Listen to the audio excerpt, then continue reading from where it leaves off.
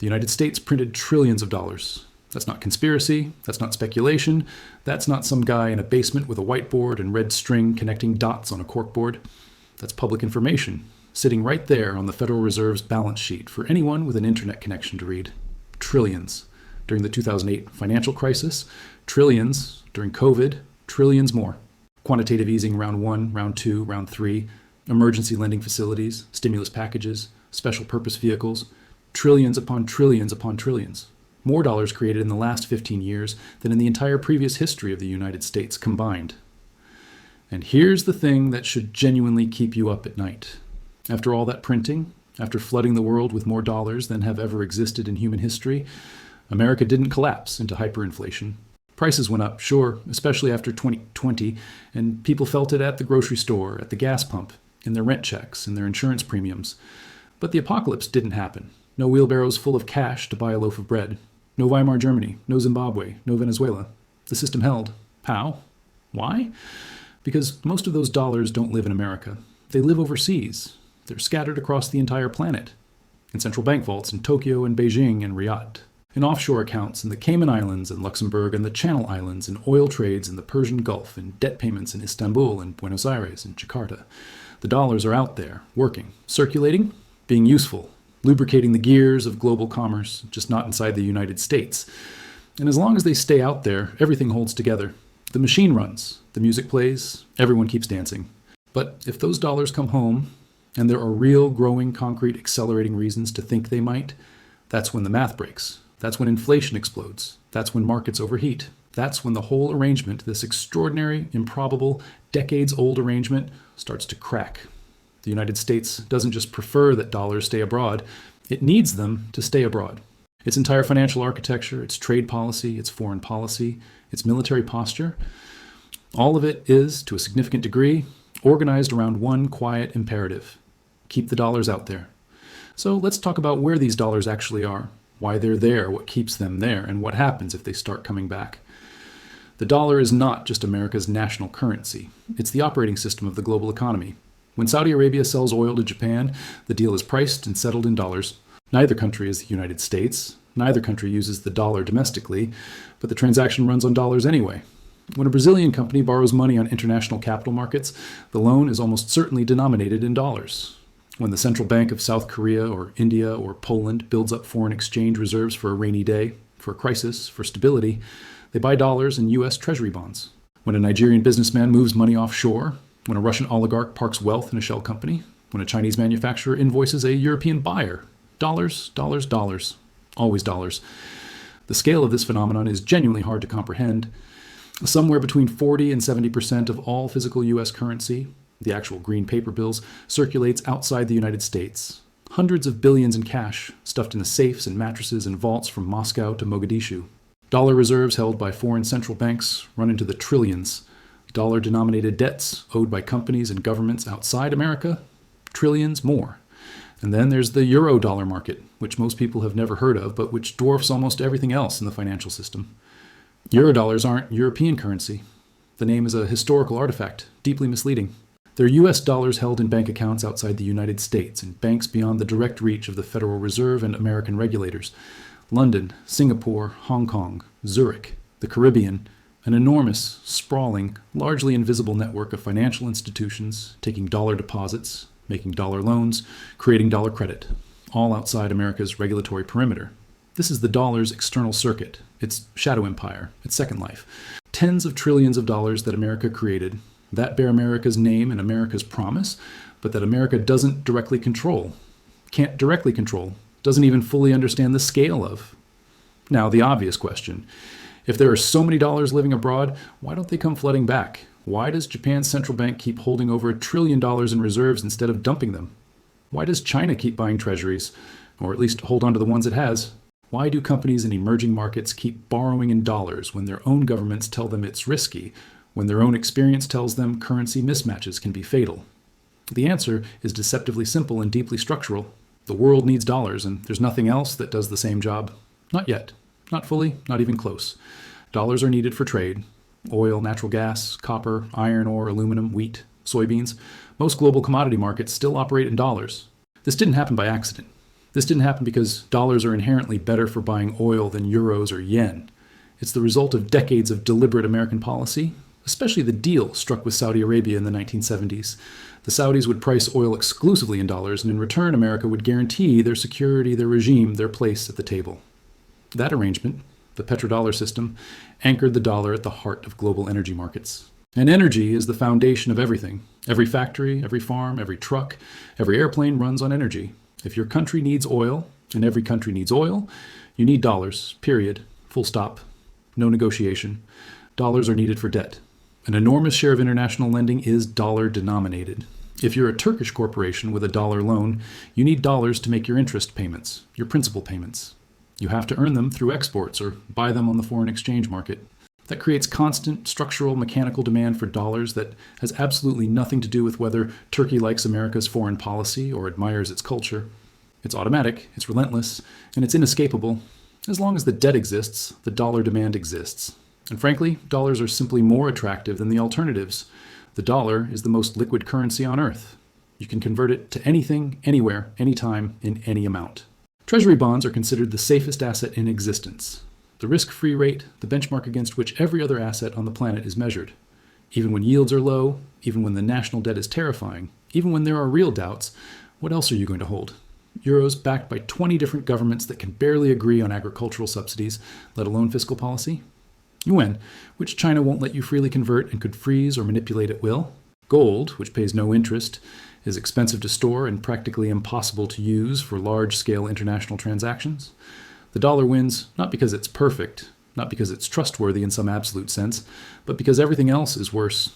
It's the cleanest dirty shirt in the laundry basket, the least ugly option at a very ugly party. All of this creates massive, persistent, structural, global demand for dollars. The world wants them, the world needs them, the world hoards them, and that right there is the foundation of everything. Here's where it gets really interesting. Because this arrangement, the world holding trillions of American dollars outside American borders, is not just convenient for the United States. It's not just a nice to have, a pleasant bonus, a cherry on top of American prosperity.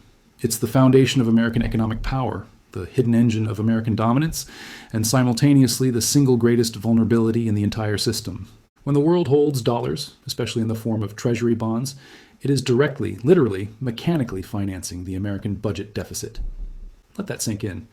America spends more than it collects in taxes every single year. Not occasionally, not in emergencies. Every year, year after year, decade after decade, under Republicans and Democrats alike. The difference, hundreds of billions, sometimes well over $1 trillion per year, is covered by issuing treasury bonds, government IOUs. And who buys those IOUs? The world. China, Japan, Saudi Arabia, European pension funds, Asian central banks, sovereign wealth funds from Abu Dhabi to Singapore. They give America real things, real goods, real resources, real labor, real commodities. And in return, they get a promise. A promise from America to pay them back someday with interest in dollars, dollars that America itself prints. Think about that for a moment. Really think about it. This is what the French once called the exorbitant privilege. The phrase coined by Valéry Giscard d'Estaing in the 1960s, when France was already frustrated with this arrangement. America gets to live beyond its means permanently, structurally, by design, because the rest of the world voluntarily, though not always happily, lends it the difference, not out of charity, not out of admiration, but because the system is built so that they have no practical alternative. And there's a bonus, maybe the most important one of all. As long as dollars circulate abroad, the inflationary impact of printing them is diluted across the entire planet. The Fed creates trillions, but those trillions don't all stay in America, competing for American goods and services, pushing up American prices. They disperse globally, flowing to every corner of the world where dollars are used. Prices rise, but they rise everywhere. A little bit in Tokyo, a little bit in Sao Paulo, a little bit in Lagos, a little bit in Berlin. The inflation tax gets exported, distributed, shared with 8 billion people, whether they signed up for it or not. As long as the dollar is overseas, inflation isn't entirely at home, or more accurately, not all of it is at home. Now let's talk about what it actually means, mechanically, when dollars come back. Not as an abstraction, not as a theoretical exercise, as a concrete chain of events. Imagine China decides to significantly reduce its dollar reserves. It starts selling treasury bonds in large volumes. Supply of bonds on the market increases, prices drop, yields rise. which means the interest rate that the US government has to pay on its debt goes up. Borrowing suddenly costs more. The deficit widens because interest payments balloon. Meanwhile, China now holds dollars from the bond sales. It converts them to yuan, or buys gold, or buys European assets, or invests in African infrastructure. But those dollars don't vanish into thin air.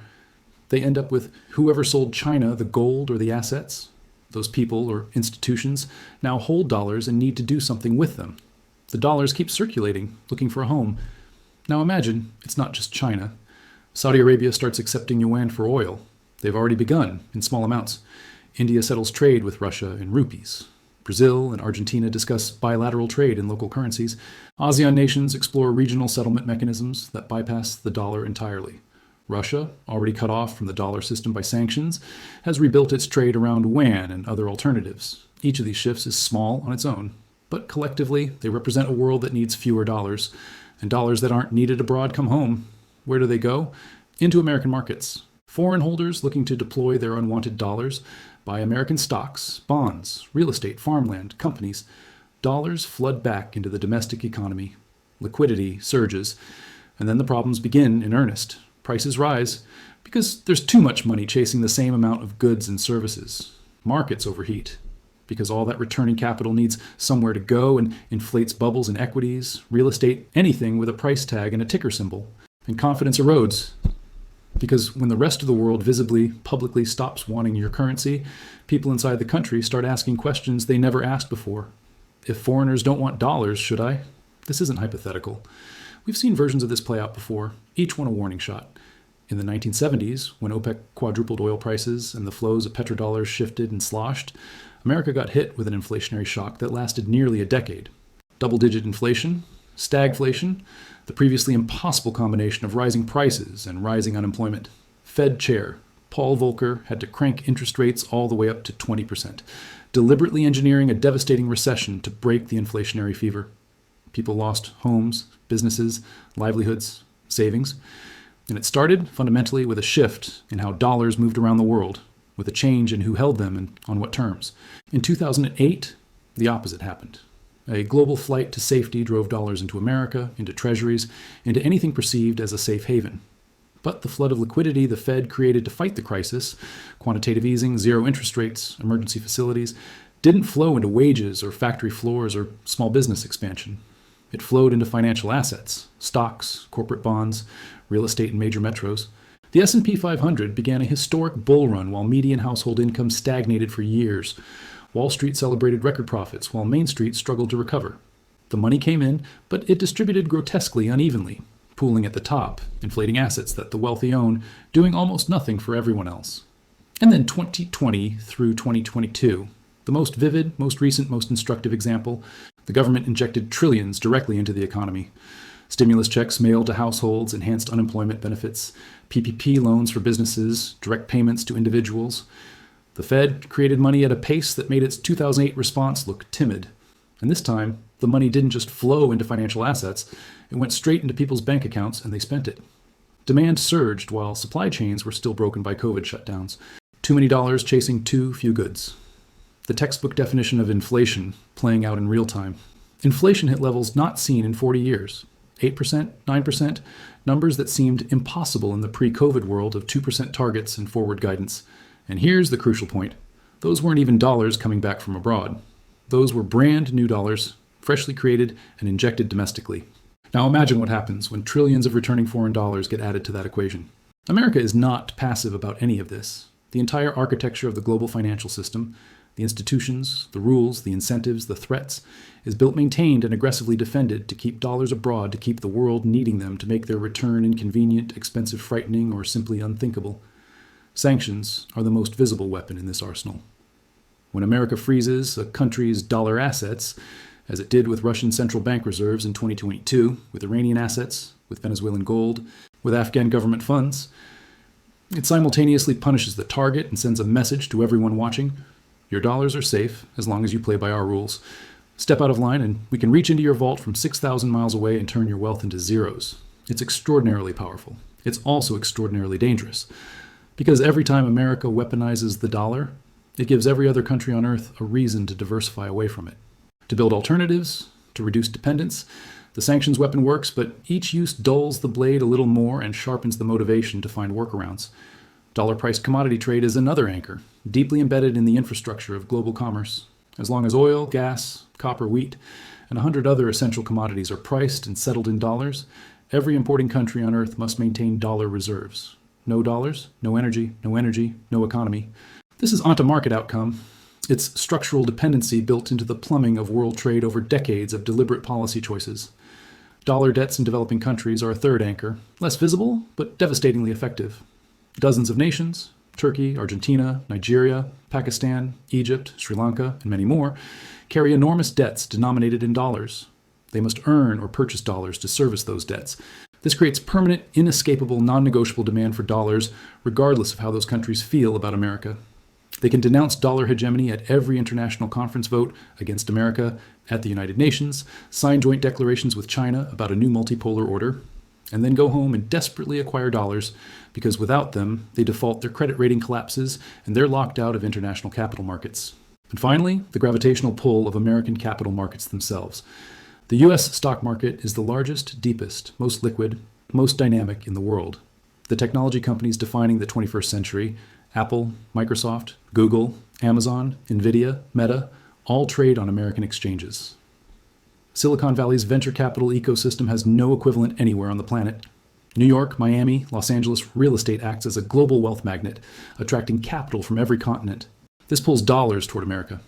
But critically, it pulls them into assets, not into the consumer economy. As long as returning dollars get parked in Apple stock or a penthouse in Manhattan, they're not buying groceries and gasoline. They're not creating the kind of street-level inflation that destabilizes societies and ends political careers. That's a subtle but absolutely critical distinction, and one that could collapse if asset markets crash and that wealth suddenly tries to move into real goods. But all these walls can crack, and the forces pushing against them are growing stronger, more coordinated, and more determined. Loss of confidence in treasury bonds, the most direct, most dangerous scenario. If major holders conclude that lending to the US government at current rates is no longer worth the risk, because the debt is too high, because inflation keeps eroding real returns, because political dysfunction in Washington makes even the idea of default thinkable, selling begins. Bond prices fall, yields spike, borrowing costs for the government surge, the deficit explodes because interest payments balloon. More bonds must be issued to cover the bigger deficit. Fewer buyers step up because confidence is falling. A doom loop that feeds on itself and accelerates. De-dollarization is already underway. The dollar's share of global foreign exchange reserves has declined from over 70% 2 decades ago to roughly 58% today. That's a slow trend, but it's persistent, consistent, and economic in recent years, accelerating. Central banks are diversifying into euros, yuan, Australian dollars, Canadian dollars, and above all, gold. Gold purchases by central banks hit record levels in 2022 and 2023. These institutions are not buying gold because they think civilization is ending. They're buying it because they want reserves that no one can freeze, no one can sanction, no one can print more of. Every percentage point the dollar loses in global reserves represents billions that either find another home or come back to America. Alternative payment systems are multiplying faster than most Americans realize. China's CIPS system handles growing volumes of international yuan transactions. Russia's SPFS replaced SWIFT for domestic and some international payments after sanctions. India's UPI system is expanding internationally. The BRICS nations are actively discussing common settlement mechanisms and possibly a shared currency unit. SWIFT itself, the backbone of international payments, lost its perceived neutrality forever when it was weaponized against Russia.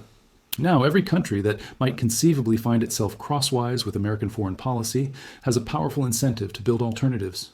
Each alternative transaction system, each bilateral currency, swap agreement, each commodity contract settled in yuan or rupees instead of dollars, each one is a small crack in the wall, individually trivial, collectively transformative, and a major geopolitical shock could accelerate everything overnight. A conflict over Taiwan that forces countries to choose sides, a fracturing of European consensus that weakens the euro and reshuffles alliances, a major Middle Eastern war that disrupts energy markets and trade routes. Any event that rewrites the map of who trusts whom could trigger a rapid, disorderly reassessment of dollar holdings worldwide.